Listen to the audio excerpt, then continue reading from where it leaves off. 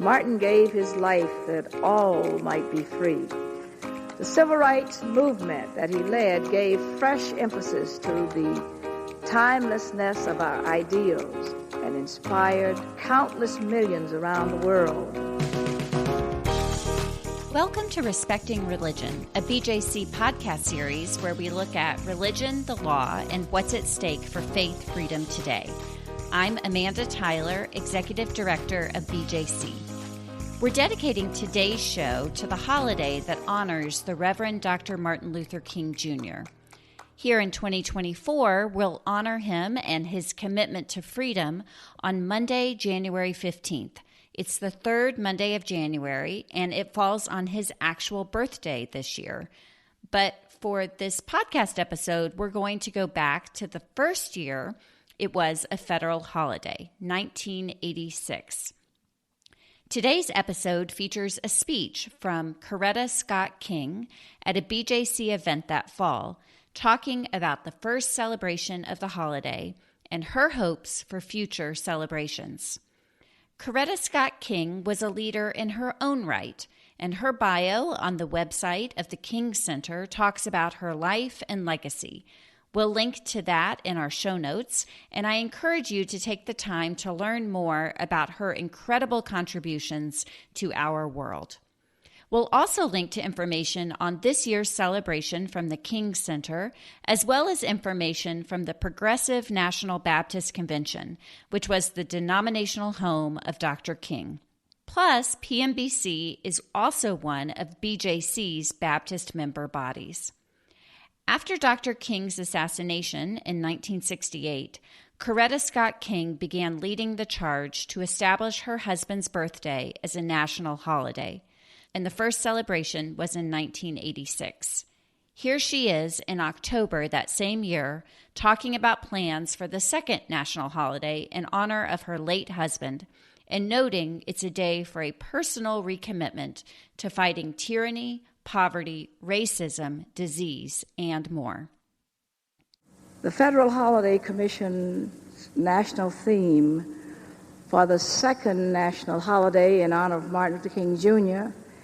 is Living the Dream, Let Freedom Ring, for universal peace with justice, human rights, social and economic progress for all peoples. We have tied our theme to the United States Liberty Bell, our national symbol of independence and freedom. The Liberty Bell was first known as the Independence Bell and was later called the Liberty Bell by abolitionists and who combined politics and direct action in their efforts to win freedom and political equality for American slaves.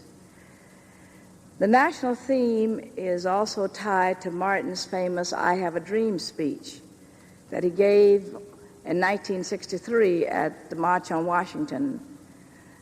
We all recall that famous speech and the remarks on that sweltering August 28, 1963 afternoon at the Lincoln Memorial, when he said, "This will be the day when all of God's children will be able to sing with new meaning, my country 'tis of thee, sweet land of liberty, of thee I sing.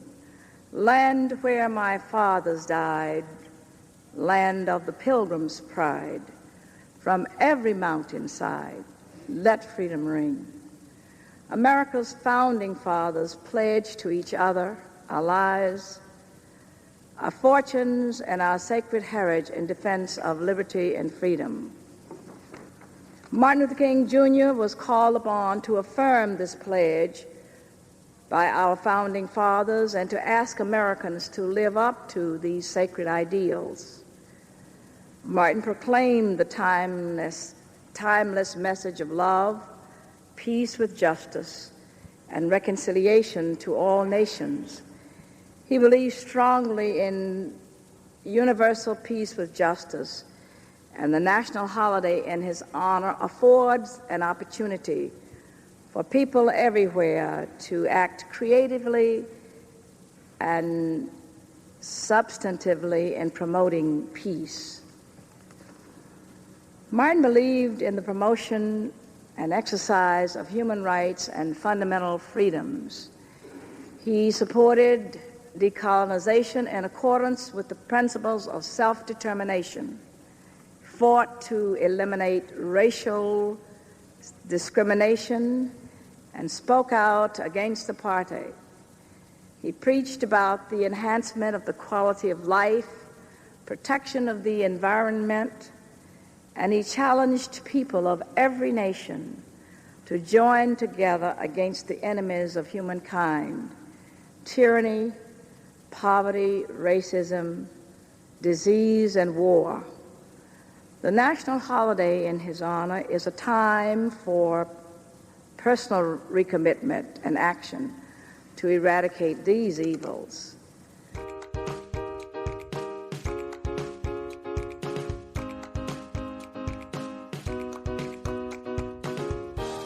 We'll pick back up with Coretta Scott King's 1986 speech as she talks about her recent travels around the world and her work for nonviolence.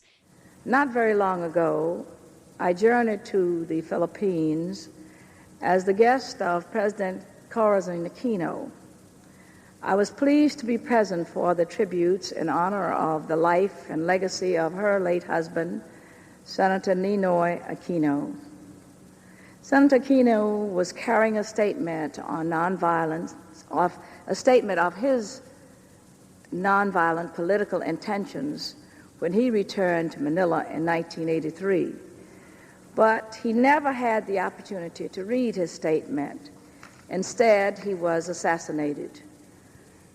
Americans and freedom-loving people around the world saw the use of massive nonviolent protest in the Philippines as a fitting epilogue to the first observance of the national holiday in honor of Martin Luther King, Jr.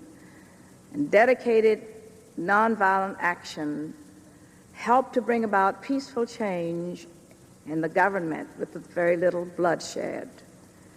The sight on world television of Filipino people, young and old, rich and poor, standing tall without weapons against armed tanks, inspired millions as far away as South Africa to affirm their faith in the philosophy, methodology, and timeliness of Christian nonviolence.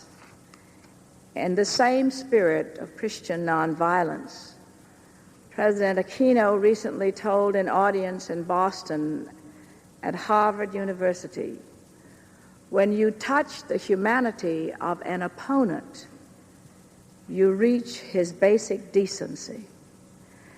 After my trip to the Philippines, I went to southern Africa. In Harare, Zimbabwe, I met with President Kenneth Kaunda of Zambia, Prime Minister Robert Mugabe of Zimbabwe, President Masiri of Botswana, and President Samora Machel of Mozambique. In addition, I met with Mr. Oliver Tambo, President of the African National Congress, and Prime Minister Rajiv Gandhi of India, who is past chairman of the Conference of Non-Aligned Nations.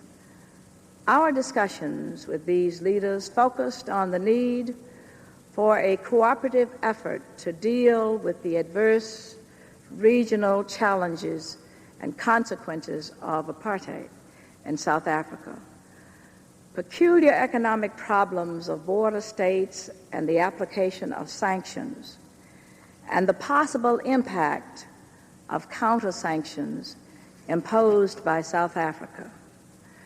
The reason I wanted to meet with President P.W. Botha was to obtain permission to meet with Nelson Mandela and to gain consent for his release from prison, as well as talk with him about his plans, his hopes and dreams for the future.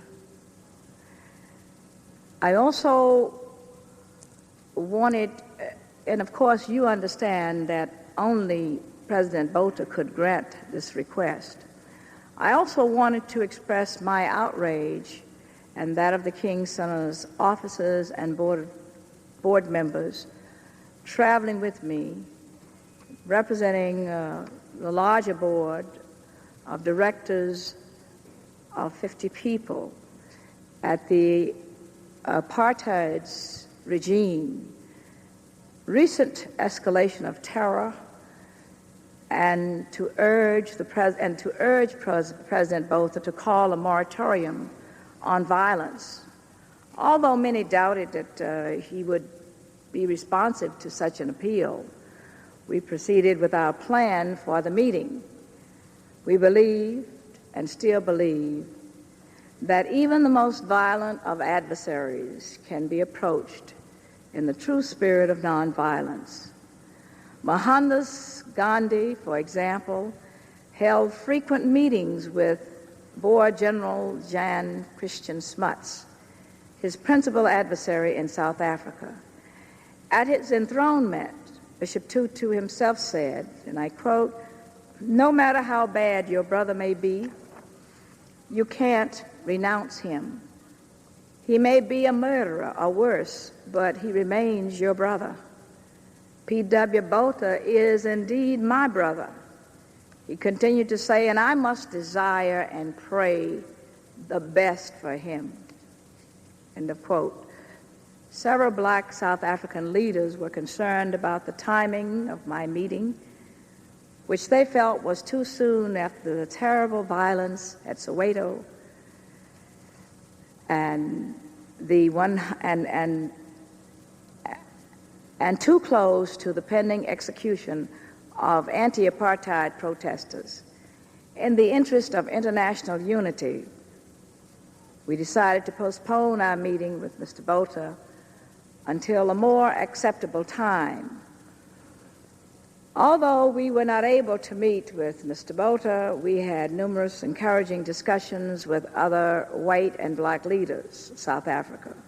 In all, we met with some 25 groups representing millions of South Africans, including community-based organizations and female leadership organizations. Many leaders we met with emphasized that even after apartheid is dismantled, there will be extremely difficult problems in South Africa. It is clear that black leaders must join together in a new spirit of reconciliation and unity. Conflicting parties must come to appreciate and respect each other and their views and opinions, and agree to disagree as brothers and sisters. I have presented a number of important suggestions to Secretary of State George Shultz and Vice President Bush, and to members of the United States Congress of both political parties. As you know, sanctions have been enacted into law, and now we must turn our attention to developing new initiatives in support of black and other South Africans against the system of apartheid, and to the special needs of the frontline countries in the southern region who are almost totally dependent on South Africa. I went to South Africa in a spirit of nonviolence and reconciliation. My goal for the future is for the King Center to be able to help find solutions to the numerous problems confronting all citizens of South Africa, as well as the region. And last year, the Federal Holiday Commission called upon governments and liberation movements to cease all acts of violence and war, if only for one day, on Monday, January 20th, 1986, in honor of Martin's life and work. The results were more than we had hoped for. According to the reports we received, only 2 nations violated our call for a day of peace. Those two were Ethiopia and Nicaragua. I have already written to the heads of most of the governments in the world requesting once again a day of peace without violence on Monday, January 19th, 1987, which is the third Monday and the official holiday for the second celebration of our nation, for Martin Luther King Jr. We must find a way to end the daily violence against innocent men, women, and children. We have tried to provide some new and hopefully creative ways to inspire and challenge Americans and peoples around the world to celebrate Martin's birthday and legal national holiday appropriately. On Monday, January 19th, we intend to have the original Liberty Bell rung in Philadelphia at 12 noon, its tone amplified and broadcast to the 50 states, where replicas of the original bell provided to the states by former President Harry Truman will be rung in ceremonies sponsored by state and local commissions and around the world. We also urge all Americans to fly the American flag, as we did last year for the first celebration of the holiday. We call upon our states to enact legal holiday legislation to complement the federal act and to establish state and local holiday commissions. We call on businesses to observe the holiday and to promote through their advertising, promotion,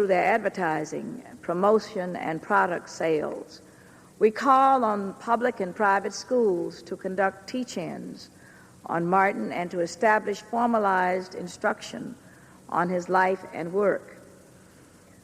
We are calling on youth and young adults, college and university students, to make up for a generation lost to social activism and to once again rise up to the challenge of nonviolence and the imperatives of peace and justice. We challenge them to once again be on the cutting edge of the new challenges and opportunities which face their generation. Over 2 million men, women, and children signed the Living the Dream Pledge last year, and thus made a personal commitment to the tenets of King nonviolence.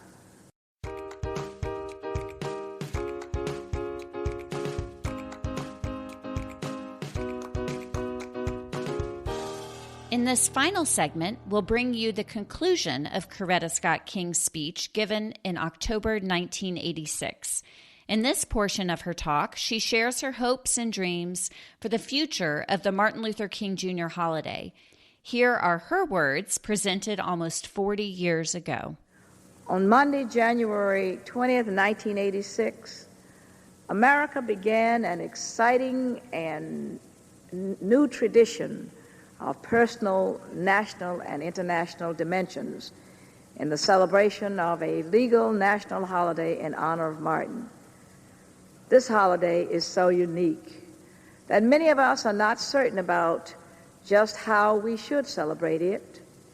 And that's because to try to interpret the meaning of Martin Luther King Jr.'s life is still something that remains to be done in its completeness.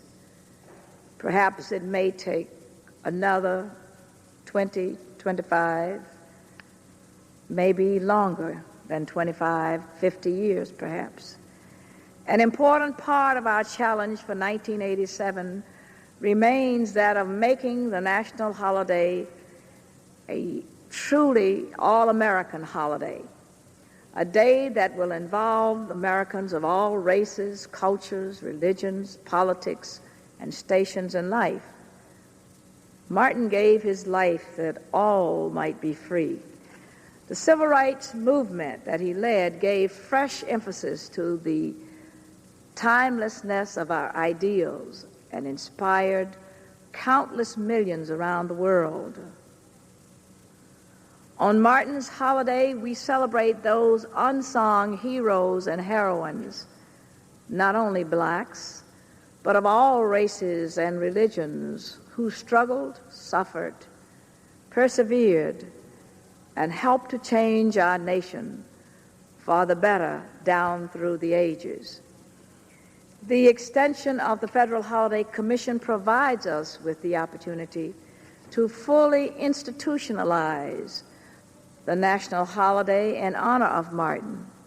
And in so doing, we institutionalize his philosophy and strategy of nonviolence and his deeper meaning, so that future generations will learn and know that they too have a responsibility to act.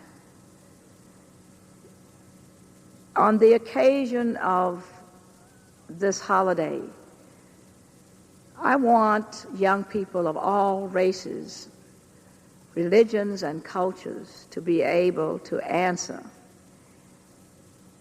that he was a drum major for justice and peace, and he was a drum major for love and for righteousness, and to really understand what that means.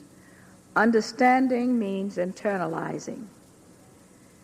With the help of people of goodwill, and certainly with Christian people, and people who are believers, whatever their faith may be,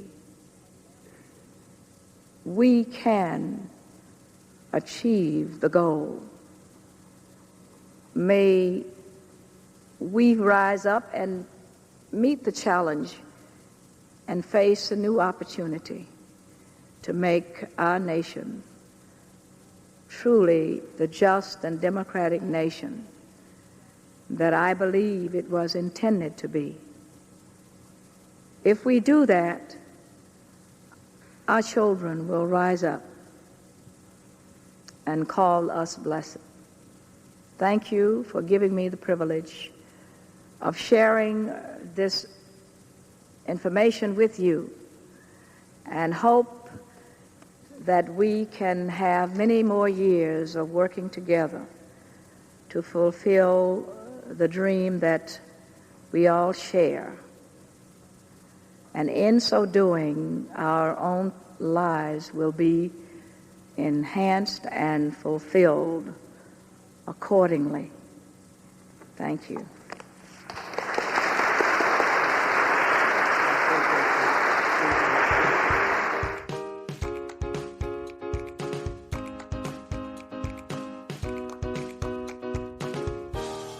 We are so grateful for the life and leadership of Coretta Scott King, and we're honored that she spoke at BJC's Religious Liberty Conference in 1986 to share her experience and her dreams for the future. And a few notes to follow up on her international work for peace.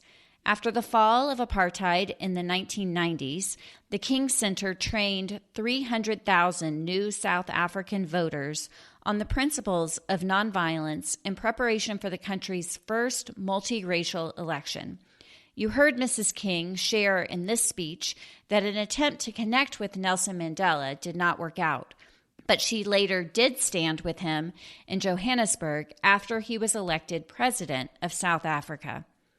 I encourage you to read more about Mrs. King's incredible life of service in our show notes. And if you're interested in other presentations from this 1986 event, we shared a speech from former Congresswoman Barbara Jordan in episode 7 of this season, and we'll also link to that in our show notes.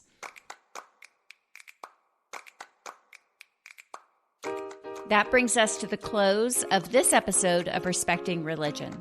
To learn more about Coretta Scott King and the MLK holiday, visit our website at respectingreligion.org for show notes and a transcript of this program. This episode of Respecting Religion is produced and edited by Sherilyn Guy with editorial assistance from Guthrie Graves Fitzsimmons. Learn more about our work at BJC Defending Faith Freedom for All by visiting our website at bjconline.org. And if you want to contact the show, email us at respectingreligion@bjconline.org. We're also on social media at BJC on the Hill. And you can follow me on X, which used to be called Twitter, at Amanda Tyler BJC. We also want to thank you for supporting this podcast and BJC's work. You can donate to these conversations at the link in our show notes. And if you enjoyed this program, share it with others. Join us on Thursdays for new conversations respecting religion.